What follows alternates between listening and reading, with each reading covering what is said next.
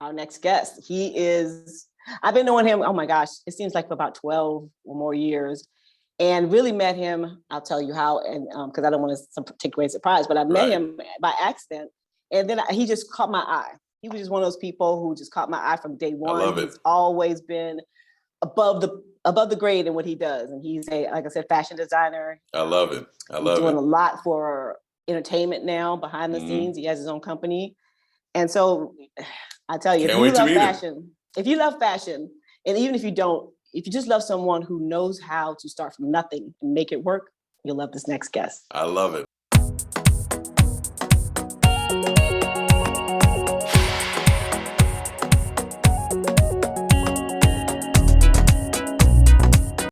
Hey guys, welcome to another episode of Making It. My name is Kenan Cooley and I am with Alvin Shea. Hey everybody. Hey Alvin.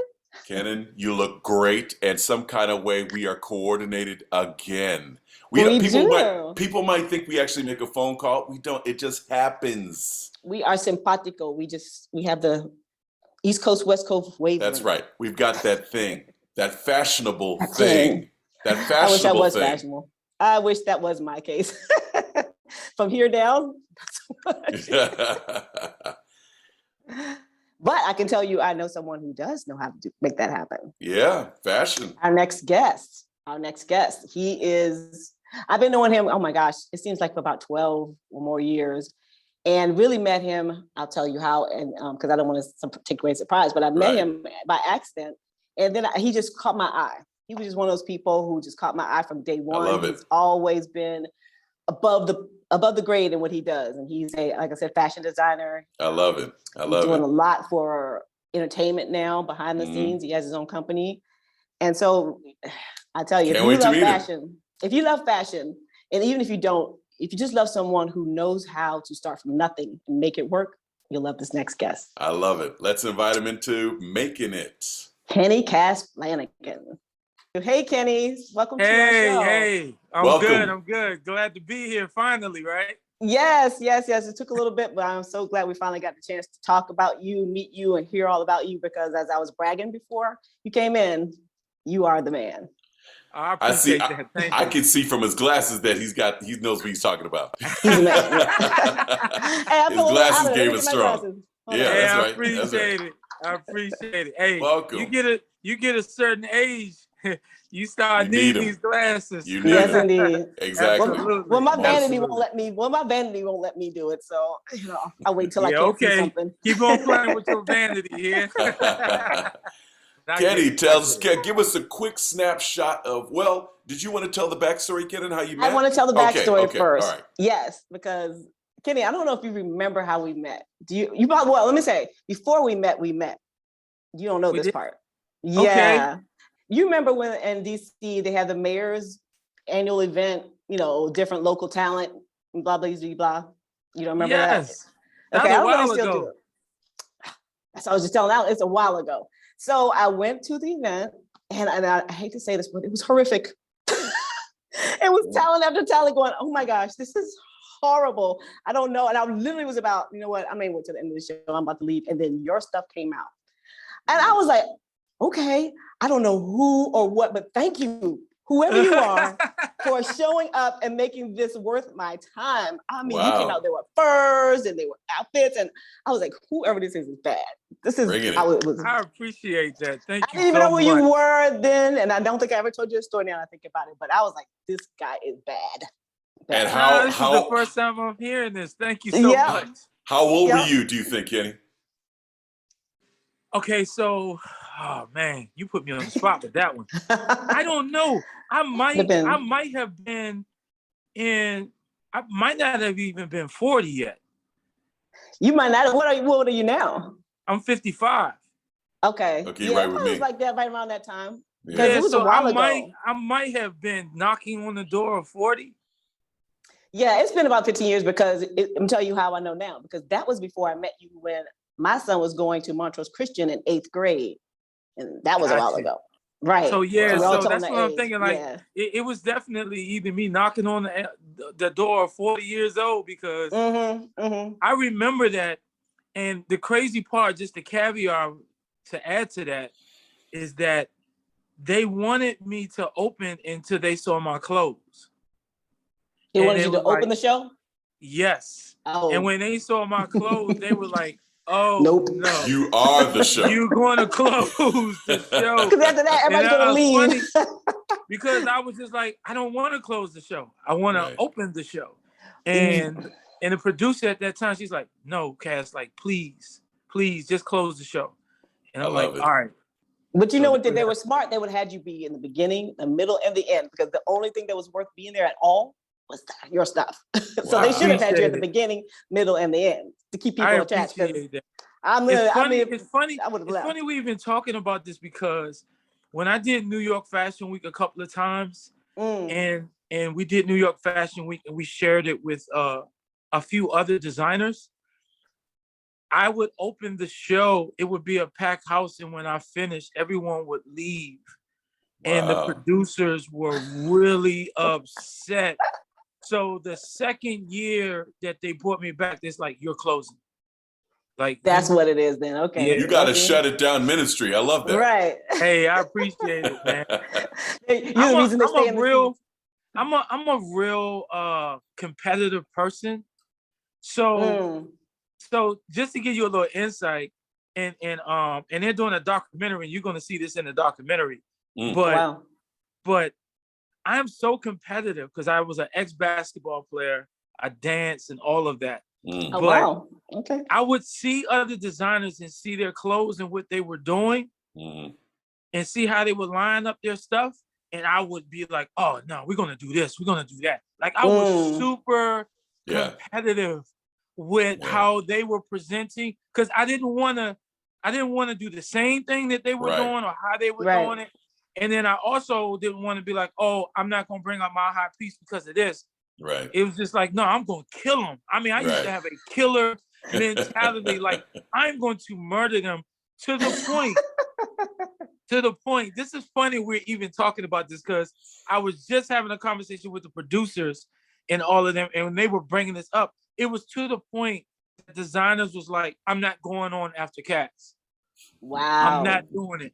Like, I'm not. To the point, I even had a situation with BET, and they used to do Rip the Runway. I don't know if you guys remember that. Yeah.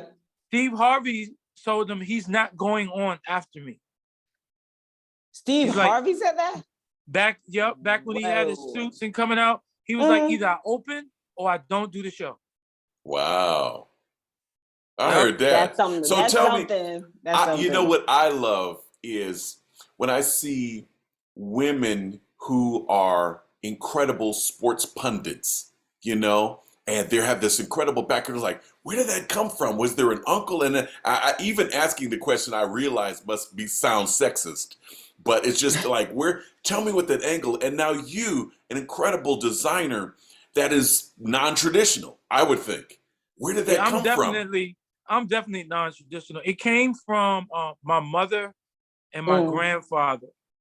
My mother was very anal about how she looked, what she wore, because she grew up in an era where people, I mean, even still to this day, they judge you before how they see you. Very true. Right. Very true. So then here's my mother also. She worked in foreign checks at Riggs National Bank. So she wanted to present herself in a way because she's working at a bank. Sure. And she's working with foreigners. Sure. So she wanted to present herself in a way that they will respect her. But my mom's was a gangster, because a lot of people don't know my mom used to dress Lionel Richie and the Commodores. Oh, really? Wow. Yeah. Oh, so you've already been in the game before? Oh, yeah. I was around it. Like, I have pictures of me in suits and stuff when I was 2. Wow. So I've been around it. Then my grandmother wore amazing hats to church. Yeah. My grandfather wore a suit every single day, and he worked for Pepco. Any day off, he had slacks on. He had a button up, everything. Nice. Well-respected man. 6'5", 300-pound man, well-respected man. So my influence came from that era of the late 60s, the 70s. Like, I love how everyone felt the way when they got dressed. Exactly. And I felt like we got away from that for a while. But I feel like, not taking anything away from the women, I think the men are more so looking at their grooming than the women are sometimes. Mm. And I'm saying this because because now here's the thing. Okay, I'm about to give you this theory, right? We're with you. A woman cannot be successful, cannot work, and still get a wealthy man. As long as she looks good, she take care of her body. She doesn't necessarily have to bring anything to the table. Now, hear me out. Follow me. Okay. Follow me. Got you.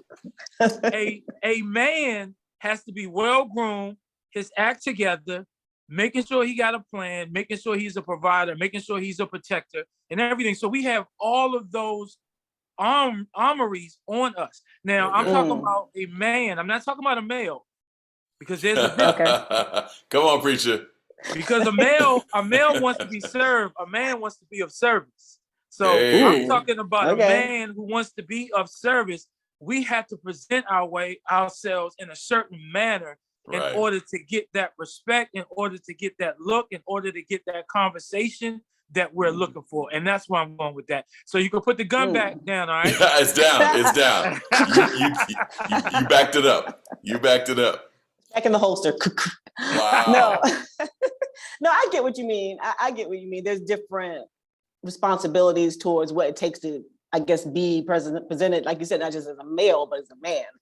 So I get that. I get that. And you know what? And I would go one different too, or we'll add one, is because like you had indicated that African Americans in general, we got to do a little extra, right? And then your mom and them, they had to do a little extra to kind of be in those positions and say, you know what, other people can get away with casual wear. I probably got to wear my 3-piece. You know, exactly, because I was wearing suits in high school. Wow. Great. Because I remember my grandfather used to walk me to school before he passed away every day. And he would have real conversations with me, like at 9 and 8 years old, 10 years old. What do you want to do when you grow up? Right. Because this world is not going to wait for you to figure it out. Exactly. And I said, I want to be like you. I want to wear a suit every day. I want to be a boss. He said, well, in order for you to be a boss, you have to change your mentality. You have to be okay with walking away from people that is going to prolong your journey. True. Wow. True. This is at 10 years old. Yeah. Wow. So from 10 years old, I was always hanging around older people and really trying to understand. I had my first quote unquote job with my mom's because she was cleaning offices. She was working at a bank. She was styling. I was helping her clean offices at 9. Okay. I had a paper route at 10, 11, and 12 to the point I understood business to whereas there was a white kid on our block that had the best route. I told him I wanted his route. He said, no. I said, give me your route. I'll pay you a percentage. You don't have to get up in the morning. I'll do it and I'll do my route if you just let me take it and you don't have to get up. And he did. My reason for doing that, all the successful businessmen and families were living on the blocks that he had. So I wanted to speak with them, throw their paper, let them recognize my face and everything like that. So I was really serious about entrepreneurship at a young age. You had hustle and vision from the beginning. I love it in your DNA. Absolutely. So it almost sounds like your passion for your career is as much about community and giving back and the empowerment of males and females as it is the actual fashion. Absolutely, because I was bullied growing up. I was molested. I was molested at the age of 9 and 10 by a family member. And for me, I know what it felt like when they said, you're not going to make it, or you're not going to be anything, or you're going to be locked up, or you're going to this. Because for a minute, in my late teens, my mid 20s, I started to believe them. I started to really believe them, but I had a praying mother and I had a praying grandmother. Amen. That always instilled to me, as I may have drifted off, but because I knew God, I didn't go too far. I always knew how to come back. And when I started believing people, I got locked up. I was getting in trouble. Right. I did 6 years in and out of prison. So, see, a lot of people don't know this story because they don't take the time out to get to know you. They want to get to know what you do. Yeah. Mm-hmm. And what's your glory, not your story. Yeah. But you know, but that kind of background even speaks. I'm thinking, I was just going to bring up the fact that you started out in military school and computer science, and then you tell me all that. I'm like, well, skip that. I mean, how do you go from where you were to where you are? I mean, because was that even though I was locked up and I didn't have a male figure in my life, my father was never really a part of my life. My mom's left my father when I was 7. Okay. And I'm 55. And it's just, I think, honestly, and I'm just going to be, I don't want to sound cliche, but it's just God's honest truth. If it wasn't for my mother, my grandmother, if it wasn't for men in the neighborhood and guys in the neighborhood that saw the talent in me, sure, I honestly would have been locked up or dead. Yeah. Wow. Well, and I can't get no realer than that. Yeah, that's beautiful. So how did you transition from being in computer science and so forth to actually realizing, no, you know what, I really like fashion and that's what I'm going to pursue? How did you get that transition? Well, it stopped a long time ago with computer science because I was like, it's too much school. It's too much school. And so for me, I used to be a dancer, so I can bring it back a little bit. Let me give you all the full spectrum if that's okay. That's fine. Yeah, that's fine. So let's start when I was dancing. I was dancing at the age of probably 4, but I also was drawing at the age of 4. Oh, wow. I had no art teachers or anything until I got in high school. So I had my first art collection at the age of 6. I had my art collection in an art gallery at the age of 12 in New York City. Wow. So it was all self-taught. And I think, you don't know what your purpose is sometimes. And you're just doing something that makes you happy. And that's what made me happy. That is passion. And that was dancing and sketching. I didn't even get into the fashion part of it and realize that I was a fly kid until I was 9. When I made my first piece of garment at 9 years old. Wow. And I wore it to school and the kids was like, yo, where you get that from? and at that time, I was telling people my mom's made it because I wasn't comfortable saying that I made clothes because there was a stigma of saying that you were gay or, you were weak or whatever that looks like. Which in my mind back then, if I know what I know now, it's like, you guys are crazy. Right. But I didn't know because you wanted to fit in. We're talking about the 70s. We're talking about the 80s. Yeah. We wanted to fit in. We didn't have the access. We didn't have the how the culture is now. We were living off of secrets, hard work, and men don't cry. Right. So for me, I had a mom that always supported me. She said, whatever you do, I don't care what it is, you be the best at it. But one thing you're not going to do is have me visit you in jail. And I took that to heed, but when my mom's passed away in 94, my whole world changed. Yeah, absolutely. And my grandmother passed away a year and a half later. And wow. I was done. I was suicidal.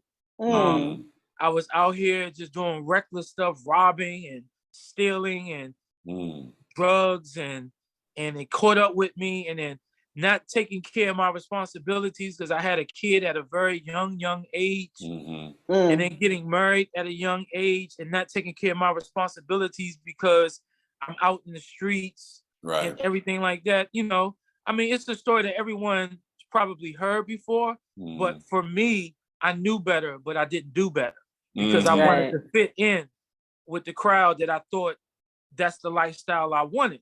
Where I grew up, it was drug dealers and pimps that had all of the money. And I was looking at all rappers that was making the money. And you got to think about this too. We grew up on the birth of rap.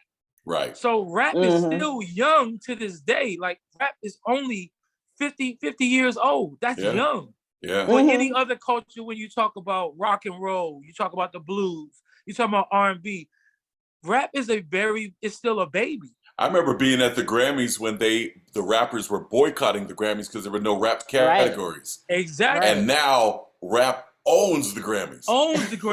Like they're in stuff that they can't shouldn't even be in. get around it. It's to the point the R&B singers and everybody has to do a duo with a rap artist. Or you won't be performing at all. Yep, at all. Wow. So that's amazing. So for that culture, that was pretty dope because my dancing took me out my shyness. I was shy, so when I danced, I wasn't shy. I used to dance with Salt and Pepper. Wow. You know, really? I'm in the Push It video. I danced with Salt and Pepper. You serious? I love it. Yeah, I'm dancing behind Pepper. I danced with them for like 7 years, and then I danced with DJ Cool. When I danced with DJ Cool, man, my brother, it really opened doors for me because he really gave me a shot. And then that's when Salt and Pepper came about. That's when me dancing with Dougie Fresh, Stacey Lattisaw, all of the other rappers and stuff like that. Then I tap danced. And then I'm gonna tell y'all a story with Diddy and I. So Diddy and I, like, we grew up in Harlem. And we used to, when Diddy was interning, he was at Howard. He was interning at Uptown. Well, I was dancing with Salt and Pepper. We would sneak on the Amtrak trains, and he would hide in the bathroom. I would hide in the cargo compartment, and we would go back and forth to New York, where he would get off. He would go to do his intern at Uptown, and I would go dance with Salt and Pepper to rehearse. Wow, too funny. We did that. We did that for a good 2 years. Too funny. Be on the yard. I wonder if Diddy has ever said that story. Be on the yard dancing. We'll be in the gyro dancing all around DC. Yeah. I got some stories. So when you started coming up, though, who were some of the people that got you out of the struggle? Like, okay, this guy's legit. Who I support him, and he's gonna go. He's got the mark. I didn't get out of my struggle until my last time locked up, and I said, you know what? This is not me. This is not how I was raised. Time for me to get a job, boss up, and grown. And I got a job, and I went back to school, and I got a degree for a paralegal. So I was a litigating paralegal for 15 years. Oh, wow. Whoa. Okay. And I was a criminal investigator for 4 years. I dealt with juveniles and ex-offenders. Wow. So what happened was I had to get a job, and I had to figure out how I'm going to take care of my family. And I wasn't the best at it as being a father at the beginning, but I knew how to work, and I had work ethics. Right. So I started making my clothes when I was going to work. Oh, okay. And I was wearing my suits and stuff that I was making. Now, mind you, I've never had any type of seamstress classes or anything. Right. I taught myself how to sew. My mom got tired of me wasting fabric. So what I did was I would go to the thrift store, buy suits, gowns, shirts, you can name it, coats. And I would flip them inside out to see how they stitched them, take them apart and stitch them back together. And that's how I learned how to sew. Are you serious?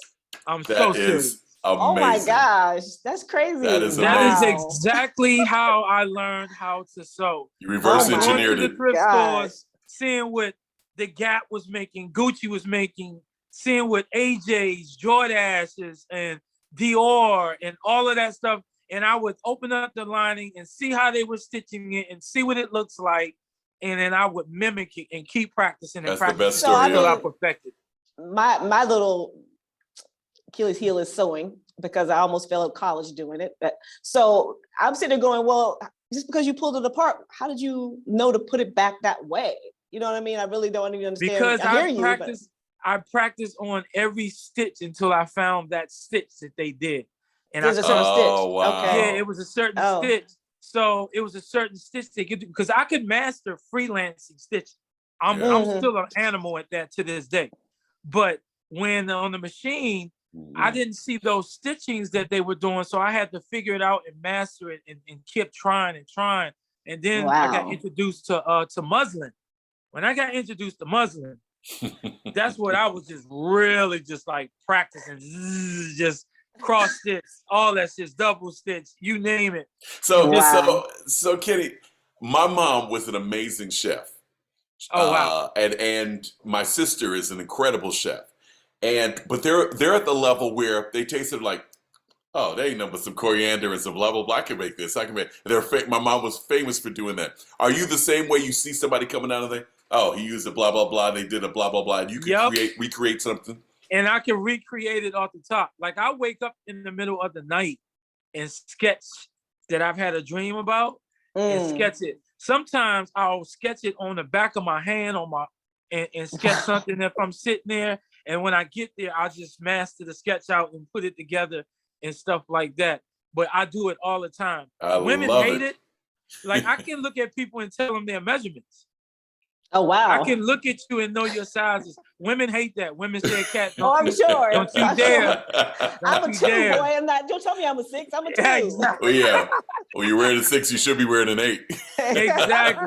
Exactly. And it's crazy that we're talking about this because I guess when we get to it, if we talk about it, how stores align to the consumers about their sizes. Oh, I'm sure. I am sure because I can take you guys to 3 stores and you will have 3 different sizes that you have to wear.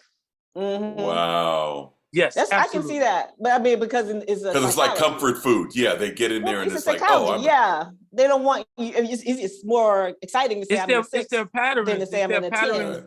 Yeah, exactly. Okay. It's their patterns that they use in their grain modules that they use because they only cater to certain people. So certain people. Okay. Certain sizes. So for instance, let's just say hypothetically, you wear a 6, but if their patterns are cut differently, you're gonna have to go bigger, and you might have to wear an 8.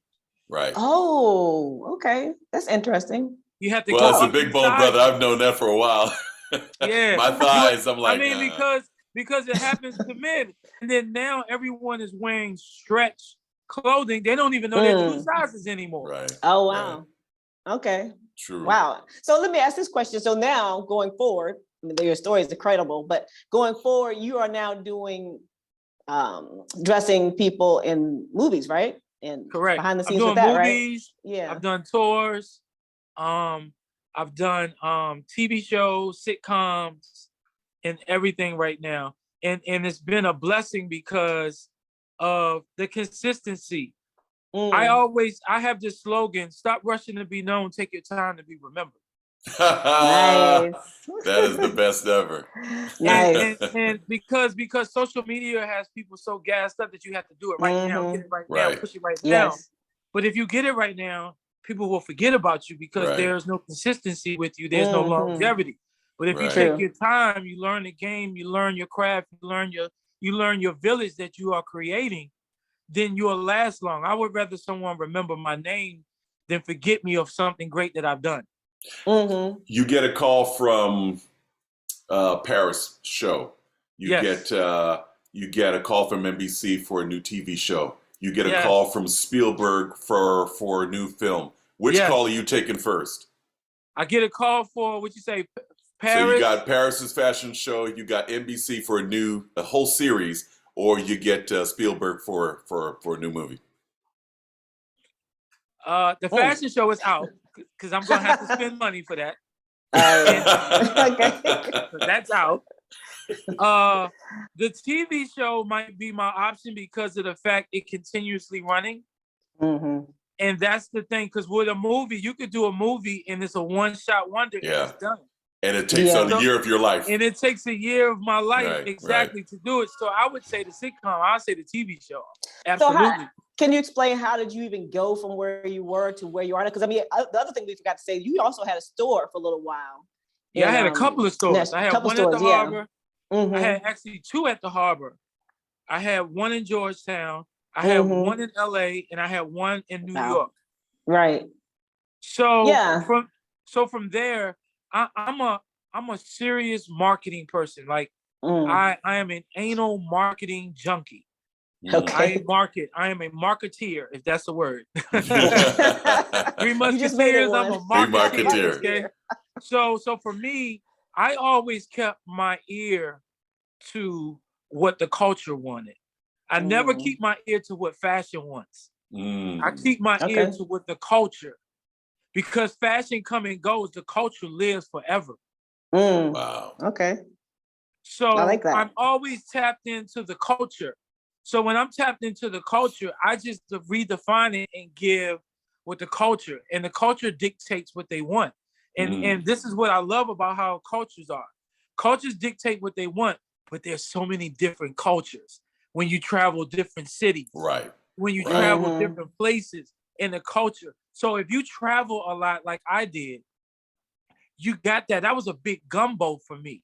So I was doing different cultures. So if DC didn't catch up with it, New York was on it. If New York wasn't on it, when I was in LA and Compton or in NoHo, they wanted it. You feel me? If I was in London living in Italy, because I lived in Italy for 2 years because I understudied under Yves Saint Laurent. I used to live with him for 2 years. So you are Forrest Gump. All the stuff that you've been mentioning, like, right? Yeah, I meant before we're done, I'll tell you that story. That's a great story. But I'm into cultures, and a person who taught me that was Dapper Dan. Dapper Dan, I remember talking to him when I was 20 years old, and Dapper Dan said, "Fashion changes, cultures live forever. Get in tap with the culture." So I'm a culture influencer. Okay. Fashion is just fashion, but culture speaks to your heart. It speaks to who you are. It speaks to where you come from. Right. And that's what I love. I love our culture. Well, how would the cultures, because like you said, you've been doing it so long, how would you describe the cultural change, like say decade to decade to decade? Because I look at, let's say back, in the 70s to like now, in my mind, because I'm not a fashion, professional, but I think there's a lot. I'm gonna give you a good example. I'm gonna give you a good example. Think about us wearing bell bottoms back in the 70s. Yes. The culture never changed. Some people still wear bell bottoms. Then fashion caught up with it. Now everyone is wearing wide leg. Just called it something different. It just called it something different. Okay. Fashion steals from culture. It's what it is. Okay. White designers, European designers. The difference between American designers and European designers is that European designers have access. We don't have the access. They have meals. They have showrooms. They have all that over in Europe. In the United States, tell me 5 showrooms that you know of. I don't know any. That operates as a real showroom. And what I mean by a real showroom, me living with Yves Saint Laurent, I lived in his estates. I went to work with him. Go tell that story. How did you get there? So his goddaughter was a huge fan of mine. So when I won Designer of the Year for New York, London, and Paris, wow, I also got picked up by Saks Fifth Avenue, which made me the first African American male couture designer in Saks Fifth Avenue. Nice. And they picked up my New York picked up my collection, and LA picked up my collection. So you should have some stuff behind you too, brother. Basically. Say that again? You should have some stuff behind you too. All your awards. Oh, yeah. Well, if we was at my house, then you would have saw a lot of awards behind me. Thank God for that. Humbly, I appreciate people acknowledging me for what I do. So she was a big fan of mine. And she would come in and say, I want the whole collection. She was 5'1", little lady, sweet, but knew her gear, knew what she wanted. And I would have to remake the whole collection for her. And we became good friends. We would travel together and everything. And she was just like, you got to meet my godfather. And I blew it off for a little bit until a couple of times she kept mentioning it. And then I did New York Fashion Week, and Entertainment Style was interviewing me for a great show. My show had 7,000 people at my show. No, wow. I'm sorry. I take that back. I'm sorry. No, 4,000 people at my show. And it was a great success because I was in Saks Fifth Avenue, and it was a tremendous show. And she came backstage and she was like, Kas, you got to meet my godfather. And I was just like, well, look, damn it, I didn't know you for 2 years. Is he mafia? If you mention it, is he gonna kill me? Like what's really going on here now? Like, who is this guy? And she called me. She called him. Now, mind you, I'm in the middle of an interview. This little 5'1" said, "I'm so sorry, guys. You're going to have to stop this. This is a very important phone call he has to take." I'm looking at her, the producer's looking around and just like, what? She gives me the phone, shoves it in my hand. And this guy with this strong Italian accent is on the phone. He was like, "Congratulations. I heard you had a great show. I'm so excited. I can't wait to meet you." And I said, "Well, thank you so much." And said, "I heard a lot about you, but I don't even know who I'm talking to. But who is this? Who are you?" And he starts to laugh. And he said, "She never told you? Like, she's mentioned you for over almost 2 years now. And I know who you are. I've seen your clothes and everything." And I'm like, "Oh, wow, that's great." But I said, "Who am I speaking to?" He said, "This is Yves Saint Laurent." My face was like, that is awesome. And I'm looking, crazy. And she's looking at me because she know he told the name, and she's jumping up and down. And I started crying. Oh. I bust out in tears. And the reason why she didn't, he is my iconic designer. I had him in my showroom. I had him in my studio. Pictures of him. His silhouette of women are incredible. How he can do a silhouette of not just a white woman, a European woman, but a Black woman. And I was intrigued by that. So I mimicked how he cut things and everything. And I found out why. I found out why, though. I found out why. So back to the story. I'm crying. My manager's looking at me and everything. And I'm just like, she's like, "When I'm going," I was like, and he was just like, he was like, "Look, you got to come down here and let's do a collaboration. I love to work with you." I said, "What?" He was like, "Just let me know when you can come tomorrow." And I was like, "Tomorrow?" Tomorrow? Now? And he was just like, no, get yourself together, plan it out and everything. So we planned that out. I was only supposed to go to Italy for 2 weeks. 2 weeks turned into a month. A month turned into 6 months. 6 months turned into a year and a half. That's to the point amazing. We had to figure out for me going back in the States. So I would go to the States to work on what I need to for like a week or two and come back. And I did that for 2 years. And when I say a life-changing. And he taught me something. He said, "Never make clothes to make money. Make clothes to change lives. And you'll never be broke again in your life." You dropped a couple of diamonds on us today. I know. Some gems. That's amazing. Listen, it was amazing. And from that point, when I came back in the States, people was like, "Well, who is this Black kid that lived with Yves Saint Laurent?" Then I opened up a shop at the harbor. And everything just started going fast forward, and everything was going great. And I thank God every day. But I tell you, being an entrepreneur, being a fashion designer, but just being a person in business of their own, it's a roller coaster, and it's not for the weak at heart. No, it's not. It's not. But you're doing an amazing job. So what do you see yourself doing like 5 years from now? You know, what do you see 5 years from now, I see myself doing my own production in movies. I see myself opening up an academy for fashion. I see myself traveling around the world and giving the jewels to help our people, young people, all people to really understand what fashion is all about.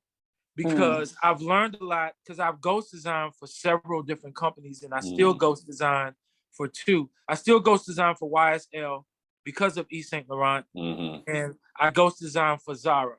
And for Zara, I do all of their seasonal opening designs when the season breaks in. I do their designs along with 3 other designers.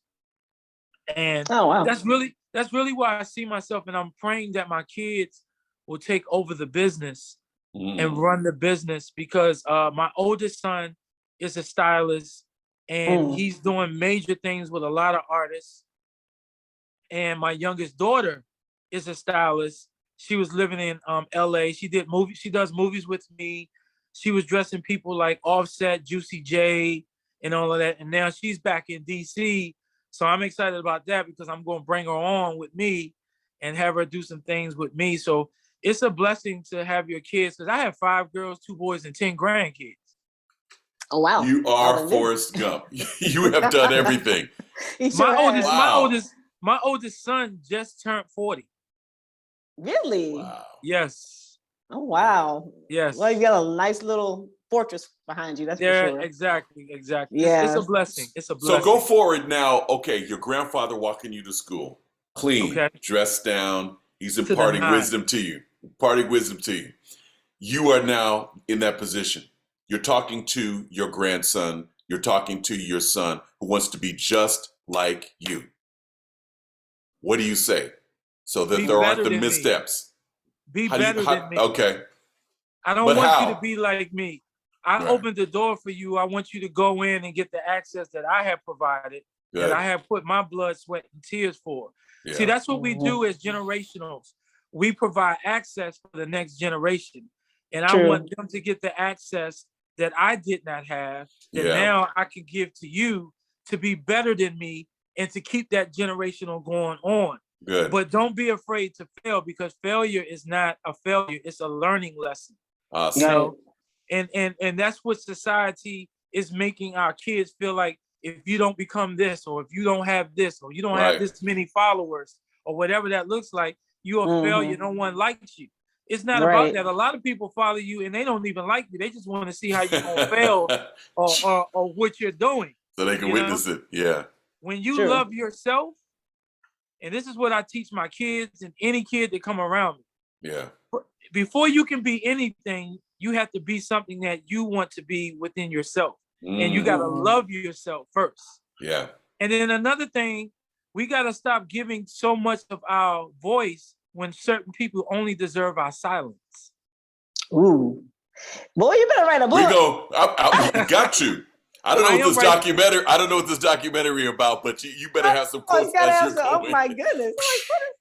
I'm doing a tabletop. I'm doing a tabletop book right now with some of my iconic designs, and on the next page of it, it's going to have a lot of my quotes.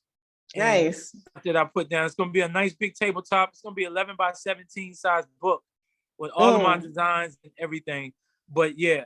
But to get back to my grandkids, I just want them to, if they can love themselves and be okay of being them, they've already beat half of the battle. Yeah. And that's what's more important to me than anything. True. That is well, beautiful. Let me just say, Kaz, without a doubt, I've known you this long, and I'm still going, I did not know all this. And I've been knowing you for a very long time. But you would come up into my life and disappear and you come back. And every time you came back, there was more. And I was like, this boy. And so, when you disappear and come back again, I'm going to see you as a president or something. I don't know. No, that's a job I don't want to have. That's the job that maybe you'll be the designer for the president. Yeah, dress the president. Hey, there you go. But either way, you've been amazing. And just, I didn't know truly inspiring. Thank you so much. I appreciate that we finally have this. I pray that God bless you guys and your show. Thank you so much, Kenny. National television. Come on now, speak it. Speak it. Absolutely. And I'm dressing you all, or my kids. I love it. Yes. You need to dress take 6. We need you. Yeah, because I already told Albert from here. Let me know. I'm there, brother. I got off the tour with. We did a tour with me, Maggie Francois, and all of us, with Anthony Hamilton. He was on Anthony Hamilton, Joe, and Maxwell tour. That's right. And then my boy Stokely, I dressed Stokely. He's always clean. Always clean. Hey man, let's get it, man. Let's support each other, and I love the show. Thank you so much. Okay, thank you so much, Kenny. Love and blessings to you. Blessings to you guys too.